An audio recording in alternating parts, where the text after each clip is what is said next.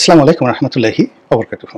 সম্মানিত দর্শক, ডাকসু নির্বাচনে বিএনপির যে পরাজয়, নজিরবিহীন পরাজয়, অপ্রত্যাশিত পরাজয়, এই পরাজয় বিএনপির মনোবলকে ভেঙে তছনছ করে দিয়েছে, এটাই বাস্তবতা। যদি এর বাইরে আমরা কোনো কথা বলি, সেটা বিএনপিকে তেল মারার জন্য বলি, বা নিজেদেরকে চাঙ্গা করার জন্য বলি, বা ভবিষ্যতে কোনো স্বার্থসিদ্ধির জন্য বিএনপির কেন্দ্রীয় কমান্ডকে যদি বলি যে এটা কোনো বিষয় নয়, তাহলে মূলত বিএনপির সর্বনাশ হবে। যখন কোনো একটা সমস্যা হয়, কোনো একটা দুর্ঘটনা ঘটে, বা কোনো পরাজয় হয়, এমনকি কোনো বিজয়, প্রতিটি বিজয়ের মধ্যে পরাজয়ের বীজ লুকায়িত থাকে, আর প্রতিটি পরাজয়ের মধ্যে বিজয়ের বীজ লুকায়িত থাকে। যারা পর্যালোচনা করতে পারে এবং সঠিক সমস্যাটা তারা বুঝতে পারে, তাদের জন্য যারা বিজয়ী হবে, বিজয়টা দীর্ঘমেয়াদী হয়, আর যারা পরাজিত হয় সেই পরাজয় কাটিয়ে ওঠা খুব তাড়াতাড়ি তাদের পক্ষে সম্ভব হয়। বোঝার চেষ্টা করুন, বিএনপি হঠাৎ করে এখানে পরাজিত হলো কেন। বলা হচ্ছে যে জামাত আওয়ামী লীগের ভোট পেয়েছে। এটা খুব স্বাভাবিক ব্যাপার। ঢাকা বিশ্ববিদ্যালয়ে যদি 40,000 ছেলে মেয়ে থাকে, ধরুন 10,000 জামাতের আছে, এটা কোনো অংশে কম নেই, 10,000 জামাতের আছে। তাহলে বাকি যদি 30,000 হয়, তো সেই 30,000-এর মধ্যে 15,000 যদি ছাত্রদলের থাকে, 15,000 ছাত্রলীগের আছে, 19-20। তাহলে এই যে 15,000 ছাত্রলীগের ছেলেমেয়েরা আছে, তারা তাদের যে ভোট প্রয়োগ করেছে বা করবে পার্সেন্টেজ অনুযায়ী, শিবিরের 10,000 ভোটের মধ্যে ধরুন 10,000-ই কাউন্ট হলো, ছাত্রদলের 15,000-এর মধ্যে ধরুন 10,000 কাউন্ট হলো এবং ডিভাইডেড হয়ে গেল। আর ছাত্রলীগের যেহেতু অনেকে ভয়ে আছে, তো সেখানে তাদের মধ্যে যারা ছাত্রলীগ করে 15,000-এর মধ্যে 7,000 ভোট কাউন্ট হলো। এখন এই 7,000 ভোট তারা কাদেরকে দেবে? ঢাকা বিশ্ববিদ্যালয় সঙ্গতের কারণেই জামাতকে দেবে। কেন জামাতকে দেবে? জামাত তাদেরকে অ্যাপ্রোচ করেছে। 2 নম্বর হলো, জামাতের সঙ্গে তাদের অতীতে একটা সম্পর্ক ছিল, এখনো আছে তলে তলে। তৃতীয়ত, সারা বাংলাদেশে মূলত আওয়ামী লীগের সঙ্গে বিএনপির দ্বন্দ্ব এবং সংঘাত প্রকট। এ যাবৎকালে যত মামলা হয়েছে, যত মব হয়েছে আওয়ামী লীগের বিরুদ্ধে কোর্ট কাছারিতে, যেখানে যেখানে যত সংঘাত, প্রায় সব কিছুই বিএনপির সঙ্গে হয়েছে।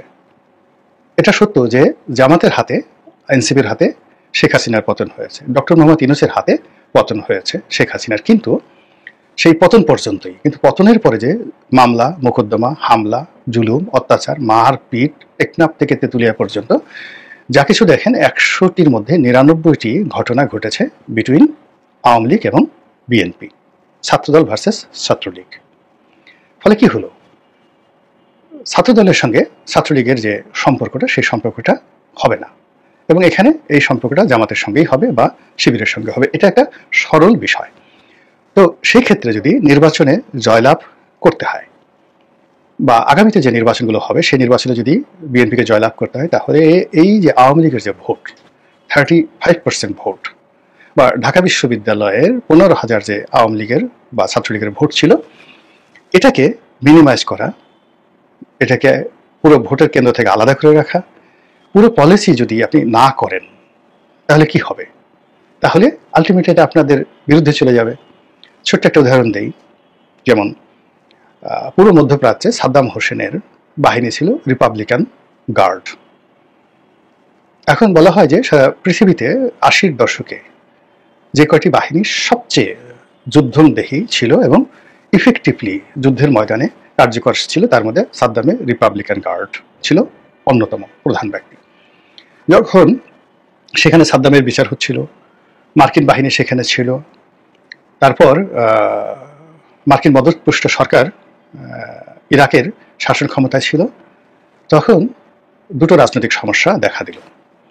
প্রথম সমস্যা হলো যে সাদ্দাম হোসেন সেখানে সুন্নি মতবাদের সরকার চালাচ্ছিল, যারা ইরাকের সংখ্যা লঘু 30%, আর বাকি 60% হলো শিয়া, আর 10% হলো অন্যান্য সম্প্রদায়, কুর্দি থেকে শুরু করে অন্যান্য সম্প্রদায় রয়েছে। তো সেখানে রাতারাতি ইরান সমর্থিত যে শিয়া গোষ্ঠী, তারা শক্তিশালী হয়ে পড়ল। আমেরিকা প্রমাদ গুনল যে এই সাদ্দামের যে রিপাবলিকান গার্ড, তাদের অনেকের কাছে আর্মস আছে, ট্রেনিং আছে, তারা যদি ইরানের সাথে যোগ দেয় এবং তারা যদি যাকে বলা হয় সেই শিয়া নিয়ন্ত্রিত বাহিনীদের সাথে যোগ দেয়, মুক্তাদা আল সাদর তার সঙ্গে যোগ দেয়, তাহলে আমেরিকা সেখানে টিকবে না, গেরিলা যুদ্ধে টিকবে না। তখন তারা কি করলো? আইএস প্রতিষ্ঠা করলো ইসরায়েলের সহযোগিতায়। সেই আইএস যে গঠন করলো আবু বকর বাগদাদির মাধ্যমে, এবং সেখানে পুরো সাদ্দামের বাহিনীকে আইএস তারা নিয়ে নিল এবং ইরাকের একটা বিরাট অংশ তাদেরকে ছেড়ে দেওয়া হলো। তো ইরাকের একটা বিরাট অংশ আর অন্যদিকে সিরিয়ার একটা বিরাট অংশ ছেড়ে দিয়ে আইএসের অধীনে এতগুলো একটা সাম্রাজ্য প্রতিষ্ঠিত হলো, যারা আয়তনে সিরিয়ার চেয়েও বড় এবং ইরাকের চেয়েও বড়। ফলে কি হলো, ওই ধীরে ধীরে ধীরে ধীরে আইএসকে তারা আবার পরবর্তী লেভেলে ধ্বংস করার যে প্রক্রিয়া তারা নিল, এটা করতে তাদের অন্তত পক্ষে ৮-১০ বছর তারা সময় নিয়েছে। কিন্তু এই ৮-১০ বছর সময় তারা ইরাককে বাঁচিয়েছে এই সাদ্দামের বাহিনীর দা। বোঝার চেষ্টা করছে, দিস ইজ পলিসি। তো সেক্ষেত্রে বাংলাদেশে এখন আওয়ামী লীগের অর্থ, আওয়ামী লীগের জনসমর্থন, আওয়ামী লীগের ভোটার, এরা সবার জন্য থ্রেট, যারা ক্ষমতায় যেতে চায় সবার জন্য থ্রেট। কাজেই এখন আপনাকে এই শক্তিটাকে নির্মূল করতে হবে, একদম নির্মূল করতে হবে, মূল ধারার বাইরে রাখতে হবে, অথবা এদেরকে একীভূত করতে হবে। এই একীভূত করার কাজটি প্রথম দিন থেকে একেবারে ফার্স্ট ডে আগস্টের ৫ তারিখ থেকে ম্যাটিকুলাসলি জামাত যেভাবে করছে, বিএনপি এই জায়গাতে হাতই দিতে পারেনি। অথচ বিএনপি যদি যেটা ছিল যে মুক্তিযুদ্ধ বিরোধী যে ন্যারেটিভ, সেটাকে চাঙ্গা রাখতো, মুক্তিযুদ্ধের পক্ষের শক্তিটি যদি চাঙ্গা রাখতো, তাহলে এই যে সারা দেশে যে স্বার্থের সংঘাত, বিএনপি এবং আওয়ামী লীগের স্বার্থের সংঘাত, এই সংঘাতের ফলেও আওয়ামী লীগের ভোটারদেরকে কিন্তু বিএনপি ম্যানেজ করতে পারত, যেটা তারা পারেনি। ফলে কি হলো, যখন মুক্তিযুদ্ধের ইতিহাস, পুরো জিনিসগুলো মানে যাকে বলা হয় এগুলো নিয়ে যখন মব হয়েছে, তো সেই মবের জন্য এনসিপি দায়ী হয়েছে, তারপরে জামাত দায়ী হয়েছে, কিন্তু কার্যত ইন জেনারেল যে ক্ষতিটা হয়েছে, ম্যাসিভ যে ক্ষতি হয়েছে আওয়ামী লীগের, সেটা কিন্তু বিএনপি দ্বারা হয়েছে। এখন বিএনপি এই ক্ষতিটা যদি আওয়ামী লীগকে পুষিয়ে দিতে না পারে, তাহলে এই পুরো আওয়ামী লীগের যে ফোর্সটি বিএনপির উপর প্রতিশোধ নেওয়ার জন্য হলেও তারা জামাতে যোগ দেবে প্রতিটি নির্বাচনে, এবং যেখানে সুযোগ আসবে এখানে এই ঘটনাটাই ঘটবে। তো এই প্রবলেমটা আগে অ্যাসার্টেন করতে হবে যে আমার শরীরে ক্যান্সার আছে, বা আমাদের এই দেশে করোনা আছে, আমাদের এই দেশে আওয়ামী লীগ নামক একটি সমস্যা আছে, এটা আগে স্বীকার করতে হবে। বিএনপির কেন্দ্রীয় কমান্ড থেকে শুরু করে একদম নিচের যে পর্যায়ে, তারা কখনোই এই সমস্যাটাকে ওন করতে চায়নি, এই সমস্যাটাকে অ্যাভয়েড করতে চায়নি, আর এই সমস্যাটাকে নিষ্পত্তি করতে চায়নি। কিন্তু এই সমস্যাটাকে এনক্যাশ আলটিমেটলি এনসিপি করে ফেলেছে। এনসিপির অনেক নেতা যারা নির্বাচনে ভালো করতে চায়, তারা তাদের এলাকাতে আওয়ামী লীগের ভোটারদেরকে তারা আকৃষ্ট করে ফেলেছে। আপনি গিয়ে দেখেন আসিফ আহমদ, সজীব ভুইয়া কুমিল্লাতে কি করেছে, একইভাবে অন্যান্য যারা আছে, হাসনাত তার এলাকাতে কি করেছে, শারজিস তার এলাকাতে কি করেছে, তারা কোনো শত্রুতা করেনি। ওখানে গিয়ে দেখেন তাদের যে সমস্ত এলাকাতে আছে, নাসিরুদ্দিন পাটোয়ারির এলাকাতে গিয়ে দেখেন কি হচ্ছে, তারা আওয়ামী লীগের সাথে কোনো শত্রুতা করেনি। ওখানে বিএনপি ভার্সেস আওয়ামী লীগ শত্রুতার মধ্যে থেকে তারা মজা লুটে নিয়ে। একইভাবে চরমোনাই পীর সাহেব, তারা কি করেছে, তারা আওয়ামী লীগের সঙ্গে বরিশালে কোনো সংঘাতে যায়নি, কোথাও তারা সংঘাতে যায়নি, ওই সংঘাতের জায়গাটা তারা বিএনপির দিকে সরিয়ে দিয়েছে। ফলে কি হলো, এই যে ডাকসু নির্বাচনে বিএনপির যে ভূমিধস পরাজয়, এই পরাজয়ের কারণ হিসেবে এখন মির্জা আব্বাস দায়ী করছেন, অনেক নেতা মানে জামাত এবং আওয়ামী লীগের, শিবির এবং ছাত্রলীগের যে বন্ধুত্ব বন্ধন দায়ী করেছেন। এটাই তো হবে, এরবারে কি হবে? ইতিপূর্বে তো যে কয়বারই আমাদের রাজনীতির পট পরিবর্তন, পালা পরিবর্তন, সময়ের প্রয়োজনে কি আওয়ামী লীগ বিএনপি বন্ধু হয়নি? সময়ের প্রয়োজনে বিএনপি জামাতকে বন্ধু হয়নি? সময়ের প্রয়োজনে কি জাতীয় পার্টির কাছে বিএনপি যায়নি? সময়ের প্রয়োজনে জাতীয় পার্টি আওয়ামী লীগ বন্ধুত্ব হয়নি? এটা হয়েছে। অতীতে যদি হয়ে থাকে, তাহলে এখন কেন ডক্টর মোহাম্মদ ইউনূস আওয়ামী লীগের বন্ধুত্ব হবে না? 111-এর সময় কি হলো? 111-এর সময় যে 111-এর কর্তা ব্যক্তিরা বিএনপিকে মাইনাস করেছিল, যখন তাদের পজিটিভ সময় আসলো, তারা কি বিএনপির কাছে সবার আগে যায়নি? বিএনপি তো সেই সুযোগ নিতে পারেনি। মনিউদ্দিন ফখরুদ্দিন তো অন ট্রাস্ট অর্দিলি অনেস্টলি বেগম জিয়ার কাছে আত্মসমর্পণ করতে চেয়েছে, তাদের কাছে ক্ষমতা দিতে চেয়েছে, এটা ওপেন সিক্রেট। কিন্তু বিএনপি সেটা ক্যাশ করতে পেরেছে? শেখ হাসিনা সেটা ক্যাশ করেছে, ফলে তারা ক্ষমতা এসেছে। এটাই তো নিয়ম। সেই নিয়মগুলো বিএনপি যদি অনুসরণ করতে না পারে, মূল্যায়ন করতে না পারে, তাহলে এই যে ডাকসুতে তাদের যে বিপর্যয়, সেই বিপর্যয় বাড়তে থাকবে। আমি মনে করি বিএনপি বড় দল, তাদের মধ্যে অনেক প্রাজ্ঞ লোক রয়েছে, অনেক জনপ্রিয় প্রার্থী রয়েছে, তারপরে অনেক জনপ্রিয় মুখ রয়েছে, প্রিয় মুখ রয়েছে, সেইগুলোকে তারা যদি সময় মতো কাজে লাগায়। এখন বিএনপির ধরেন তারেক রহমান সাহেবের প্রিয় কেউ হতে পারেন, সালাউদ্দিন সাহেবের প্রিয় কোনো ব্যক্তি হতে পারেন, তারপরে মির্জা ফখরুল সাহেবের প্রিয় ব্যক্তি হতে পারেন। এখন মির্জা ফখরুল সাহেবের প্রিয় ব্যক্তি যে বিএনপির প্রিয় ব্যক্তি হবে, নট লাইক দ্যাট। ধরুন যত কিছু হোক না কেন, এখনো যদি মাহিবুর চৌধুরী কোনো একটা জায়গাতে দাঁড়ান,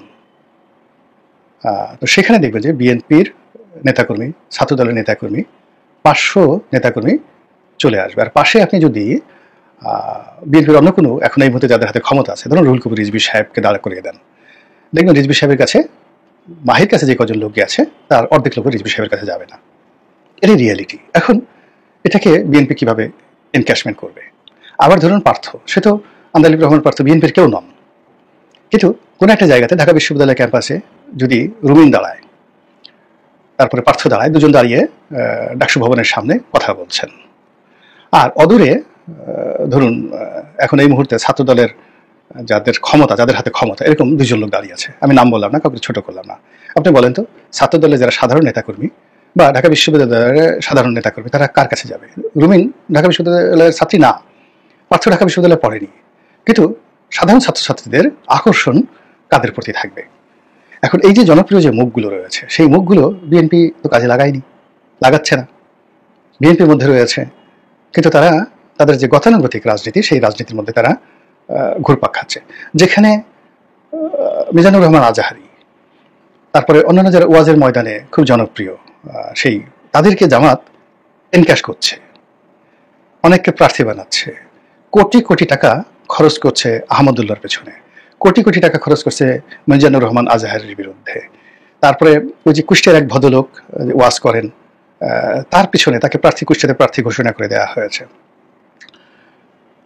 তো এই যে তাদের যে জনপ্রিয়, এখন নেতৃত্বের দিক থেকে দেখা গেল যে ডক্টর মাসুদ, তারপরে অন্যান্য যারা আছেন, হামিদুর রহমান আজাদ, তারপরে শেষে সেলিম উদ্দিন, এরকম আব্দুল্লাহ তাহের, এরকম 10 জন জামাতের যারা শীর্ষ নেতা রয়েছেন, তো তাদের যে নেতৃত্বের গুণাবলী, দলের প্রতি কন্ট্রিবিউশন, দলে তাদের যে গুরুত্ব, সেই দিকে যদি চিন্তা করেন, তাহলে মিজানুর রহমান আজাহারি বা অন্যান্য যারা আছেন দলে, তাদের ওজন যদি আমি আগে যাদের নাম বললাম 1 মণ হয়, এদের ওজন 1 কেজিও নয়।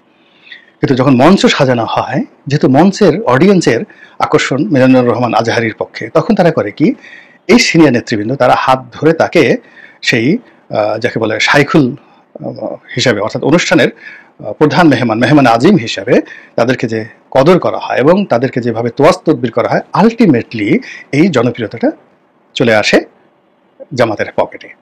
অথচ মিজানুর রহমান আজাহারি যেখানে ওয়াজ করতে যায়, সেখানে বিএনপির অনেক লোক আসে, আওয়ামী লীগের লোকও আসে, এবং তারা এই বিনয় দেখে তারা জামাতের প্রতি অনুরক্ত হয়ে যায়।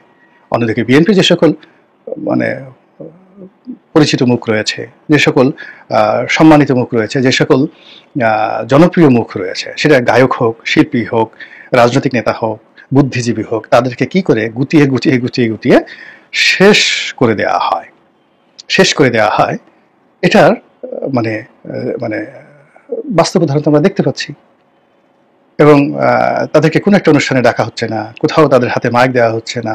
এই ঢাকা বিশ্ববিদ্যালয়ে যদি ফজলুর রহমান 1 ঘন্টা বক্তব্য দেওয়ার সুযোগ পেতেন, জাস্ট 1 আওয়ার, শিবির সারাদিন ওয়াজ করেও সেই ঢাকা বিশ্ববিদ্যালয়ের চত্বরকে আন্দোলিত করতে পারতো না।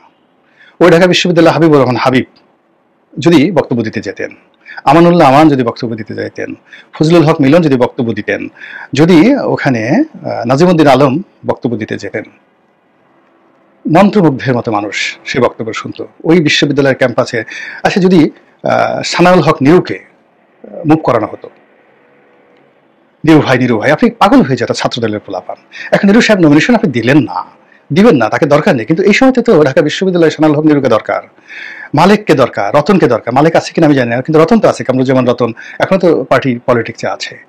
তো এত একটা নির্বাচনে কেন তাদেরকে মুভ করানো হলো না? ঢাকা বিশ্ববিদ্যালয় কেন মুভ করানো হলো না? ছাত্র রাজনীতিতে এরা কিংবদন্তি। আচ্ছা, ওই যে এহসানুল হক মিলন, তার সাথে তারেক রহমান সাহেবের সম্পর্ক ভালো না, আমরা জানি।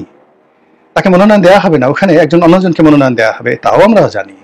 কিন্তু ঢাকা বিশ্ববিদ্যালয় ক্যাম্পাসে ছাত্রদের মধ্যে, তরুণদের মধ্যে এহসানুল হক মিলনের যে জনপ্রিয়তা আছে, এটাকে কেন বিএনপি ক্যাশ করলো না, কেন করবে না?